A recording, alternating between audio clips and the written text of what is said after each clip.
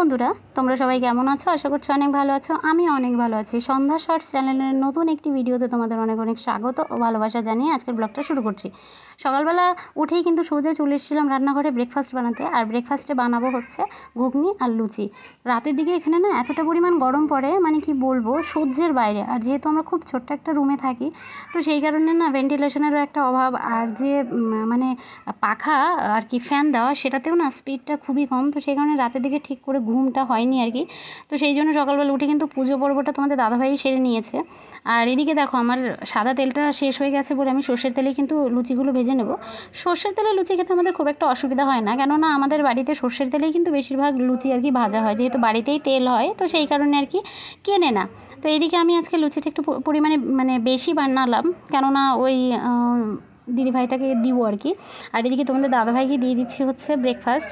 এখানে হচ্ছে ঘুগনির ওপরে একটুখানি সুন্দর করে ডেকোরেশন করে দেবো। আসলে ঘুগনির ওপরে না একটুখানি কাঁচা পেঁয়াজ, লঙ্কা, লেবু দিয়ে খেতে পছন্দ করে। আমি যেহেতু কাঁচা পেঁয়াজ খাই না, সেই জন্য আমি অ্যাভয়েড করছি। আর সকালের দিকেই রুটি বা লুচি দেখলে না আমার গলা শুকিয়ে আসে। এমনিতেই আমার এইসব খাবার পছন্দ হয় না। ওই সকালের দিকে হালকা পাতলা কিছু খেলেই আর কি ভালো লাগে। তবে বানিয়েছি, একটুখানি টেস্ট করব। আর তোমাদের দাদাভাই খেয়ে এখন সোজা বেরিয়ে যাবে কিন্তু ডিউটি। আর আমার এখন যে কাজকর্মগুলো আছে সেগুলো সেরে নেব। আর এইদিকে দেখো, মানে দুধের মধ্যে এতটা পরিমাণ জল মিশিয়ে দেয় যে দইটাও ঠিক মতন জমতে চায় না। আর এই দইটা না দুদিন ধরে দুধ জমিয়ে রেখে তারপরে কিন্তু হচ্ছে দইটা বানিয়েছি। তো এটাকে না লস্যি বানাবো, মানে গরম দিনে না লস্যি খেতে ভালো লাগে আর কি। তো এখানে তো কোনো কিছুই কিনতে পাওয়া যায় না। আর আমার কাছে যেহেতু বরফ ছিল না, তো সেই কারণে বরফ ছাড়াই কিন্তু আমি বানাবো। তো এখানে যা যা দিতে হয় আর কি লস্যির মধ্যে, তো সেগুলো সব কিছু আর কি দিয়ে মানে ভালো রকমভাবে কিন্তু বানিয়ে নিয়েছি। খেতে কিন্তু বেশ ভালোই হয়েছিল। তো ওটা না এখন আর খাবো না, রেখে দেবো, তোমাদের দাদাভাই আসবে তারপরে। আর এদিকে দেখো কি সুন্দর ঝড়ো বাতাস বইছে। কিন্তু দিনের বেলায় বাতাস বইলেও না রাতের দিকে না এতটা পরিমাণ গরম থাকে, মানে কি বলবো, সহ্যের বাইরে। আর রুমটায় প্রচণ্ড পরিমাণে গরম লাগে, মনে হচ্ছে কি সোজা বাড়িতে চলে যায়। ভালো লাগছে না আর এখানে থাকতে। বাইরের জীবনটা সত্যিই খুব কষ্টকর, কিন্তু কি করতে হবে বলো, থাকতে তো হবেই, এসছি যখন। তো যাই হোক, চলো দেখতে থাকো। হচ্ছে মিষ্টি কুমড়োর হচ্ছে ডোগা নেবো বলে ওই দিদাটাকে বলেছিলাম, তো উনি সেটাই নিয়ে আসছে।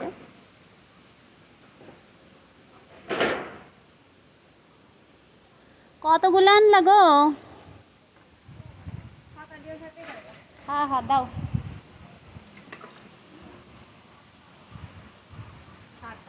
কয়টা দেবো ওই জন্য তো নিলাম। তুমি বাইরে বেছো না, আমার কাছে বেছো, দাঁড়াও, টাকা নিয়ে যাও।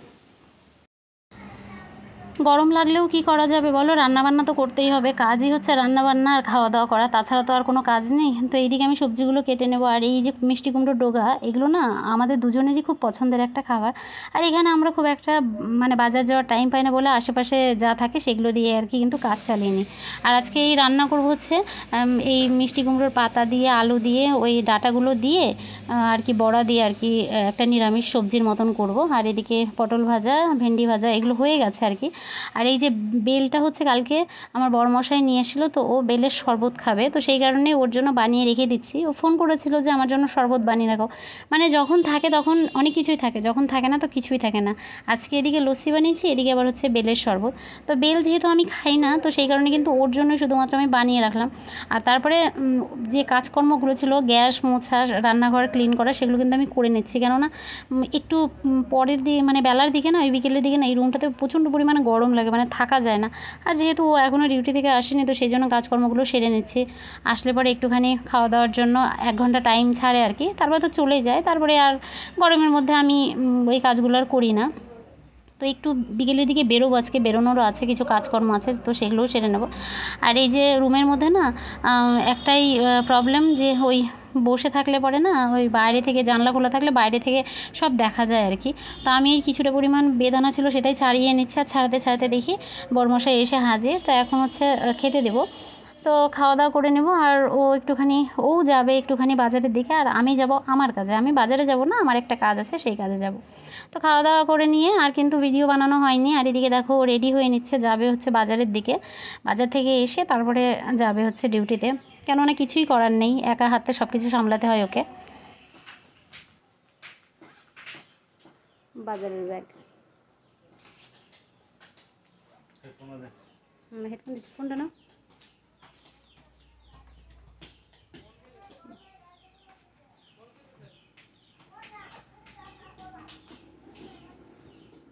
কি কি ইটো না ইয়ে পড়ে যাবা, পড়ে যায়।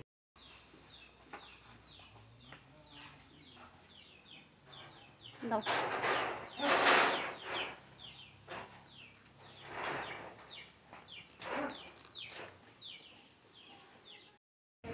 বিকেলের দিকে আমার একটু কাজ ছিল বলে আমিও বেরিয়ে পড়েছিলাম। আর এখন কিন্তু বাজে 5:30টার মতন, কিন্তু দেখে মনে হচ্ছে যে 3:30 কি 4টে মতন বাজে।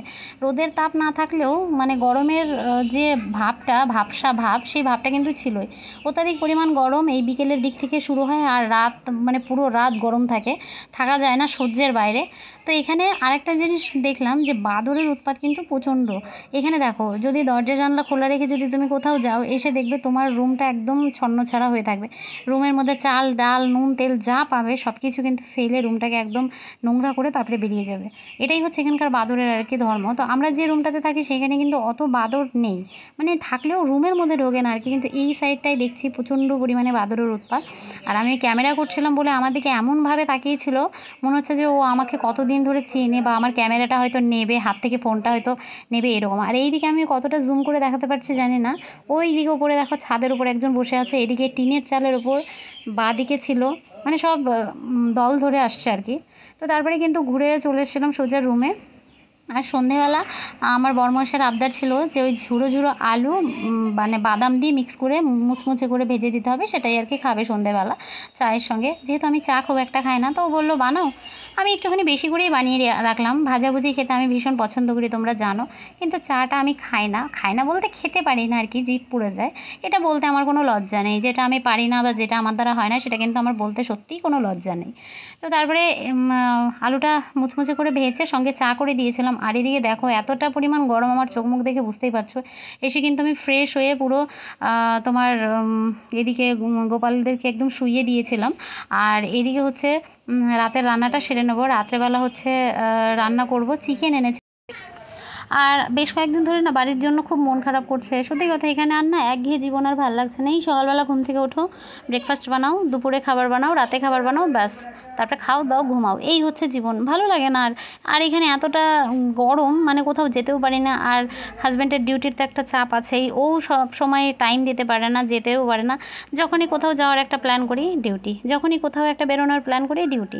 তো এই জীবন না আর ভাল লাগে না। হয়তো অনেকেরই এই জীবনটা ভালো লাগে, কিন্তু আমার সত্যি কথা ভাল লাগে না। বাড়িতে থাকলে হয়তো ফ্যামিলির সঙ্গে থাকতে পারি, হাজব্যান্ডকে পাই না। আর হাজব্যান্ডের সঙ্গে থাকলে মানে ফ্যামিলিকে পাই না। কিন্তু সত্যি কথা, এই কারাবন্দি জীবন আমার একদম পছন্দ না। কারণ আমি ছোটোবেলা থেকে এইভাবে মানে বড় হইনি আর কি। আমি একটু কথা বলতে বেশি পছন্দ করি, সবার সঙ্গে মিশতে ভালোবাসি এবং সবাইকে নিয়ে চলতে ভালোবাসি। কিন্তু এই যে এক ঘরে জীবনযাপন শুধুমাত্র হাজব্যান্ড আর আমি, আমার সত্যিই ভালো লাগে না। মাঝে মাঝে তোমাদের দাদাভাইয়ের সাথেও আমার এই বিষয় নিয়ে ঝামেলা হয়। ও বলে যে দেখো, তুমি যদি এখন ভাবো যে বাড়ির মতন লাইফস্টাইল লিড করবে, সেটা কিন্তু বাইরে এসে পসিবল না। তোমাকে এইভাবে কারাবন্দি জীবনই লিড করতে হবে। এখন যদি তুমি বাইরের লাইফটা লিড করতে যাও, তাহলে তোমাকে বাড়ি যেতে হবে। আর সত্যি কথা, আমার এখন এমন মানসিক কন্ডিশন হয়ে গেছে, মনে হচ্ছে আমার যদি কেউ টিকিটটা করে দিত আমি ছুটে চলে যেতাম। কেননা দূরত্বটা অনেকটাই, প্রায় 27-28 ঘন্টা লাগে এখান থেকে যেতে। আর টিকিট কনফার্ম না হলেও যাওয়াটা পসিবল না, বসে যাওয়া। যদি সত্যিই কয়েক ঘন্টার রাস্তা হতো, আমি সত্যিই চলে যেতাম। কিন্তু কী করবো বলো, দায়বাধ্য হয়ে থাকতেই হবে। তো গল্প করতে করতে আমার কিন্তু রান্নাটা হয়ে গেল। আর এদিকে মানে কিছুটা পরিমাণ জামা কাপড় ছিল, সেগুলো না ভিজিয়ে রেখে দিচ্ছি, কেননা সকালে ধুতে সুবিধা হবে। তো ভিডিওটা আর বড় করছি না বন্ধুরা। ভিডিওটা তোমাদের কেমন লাগলো প্লিজ কমেন্ট করে জানিও। আর ভালো লাগলে আমার চ্যানেলটিকে সাবস্ক্রাইব করে আমার পাশে থেকো। ততক্ষণে ভালো থেকো, সুস্থ থেকো, টাটা।